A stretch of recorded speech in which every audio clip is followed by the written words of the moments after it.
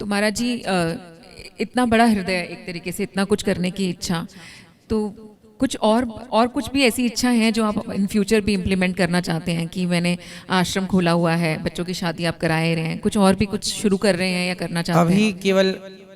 अभी तो यहाँ वृद्धाश्रम 273 माताएं हैं, अन्य क्षेत्र चल रहा है, गौशाला है।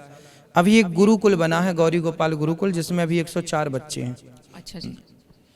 इससे हम चाहेंगे भविष्य में कि हर शहर में ये गौरी गोपाल गुरुकुल हो, जहाँ बच्चे आसानी से उस पुरानी परंपरा को प्राप्त कर सकें, वो पुरानी शिक्षा पद्धति को फिर से हम लागू करें जी। जो हमारे भारत में गुरुकुल की परंपराएं थी। गुरुकुल की, बिल्कुल। तो वो गुरुकुल की परंपरा कहीं नष्ट ना हो जाए, इसलिए उन पर आगे काम करने का विचार है।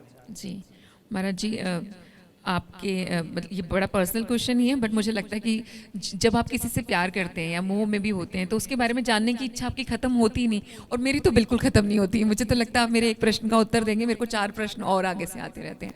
आपके बच्चों के बारे में भी कुछ बताना चाहेंगे? कितने बड़े हैं? एक 5 वर्ष के हैं और एक 10 वर्ष के हैं। अच्छा, दोनों पुत्र हैं आपको? दोनों पुत्र हैं। अरे वाह, बहुत ही खूबसूरत। महाराज जी, एक चीज़ और यहाँ पे मैं जानना चाहूँगी कि आप तो खाली इस हमारे सिर्फ देश के अंदर ही कथा ही नहीं कर रहे हैं, आप विदेश में भी कथाओं के लिए जाते हैं। तो विदेश में जब आप कथा करने के लिए जाते हैं और यहाँ पे कथा करते हैं, तो कोई खास मेजर डिफरेंस, चाहे वो भक्ति के रूप में हो, चाहे ये लोगों की श्रद्धा के रूप में भी है, तो कोई डिफरेंस देखते हैं आप यहाँ कथा करने में या बाहर विदेश में कथा करने में? बहुत बड़ा अंतर है। भारत की जो हवा है, हमारे भारत देश की, ये हवा में एक विशेष प्रकार की पॉजिटिविटी है, जो आध्यात्मिक पॉजिटिविटी है, धार्मिक पॉजिटिविटी है। ये अनुकूलता वहाँ नहीं है विदेशों में। हमारे देश में संत हुए, हमारे देश में भक्त हुए, भगवान का जन्म हुआ, राम जी आए, कृष्ण जी आए, वो खुशबू आज भी है हमारे यहाँ की हवा में। भारत का पूरब हो, पश्चिम हो, उत्तर हो, दक्षिण हो, कोई भी कोना हो, भारत की मिट्टी भारत की मिट्टी है। भारत की मिट्टी की तुलना किसी मिट्टी से नहीं हो सकती। मतलब आपको सबसे अच्छा कथा करना अपने देश में ही पसंद अपने है? जो भारतीय लोग विदेशों में हैं वो तो अपनी संस्कृति को लेकर हैं ही, बिल्कुल। अच्छे हैं, लेकिन भारत जितना सुंदर है जी। भारत में प्रत्येक ऋतु है। बिल्कुल। आप सर्दी का मजा ले रहे हैं, आनंद ले रहे हैं, बिल्कुल।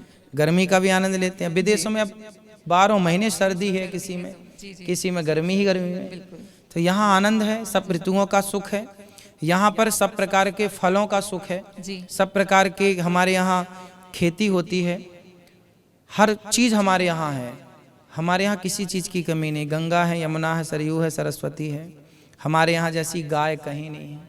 हमारे यहाँ जैसा खान पान रहन सहन कहीं नहीं है। हमारे यहाँ एक विशेष चीज आपने देखी होगी जी।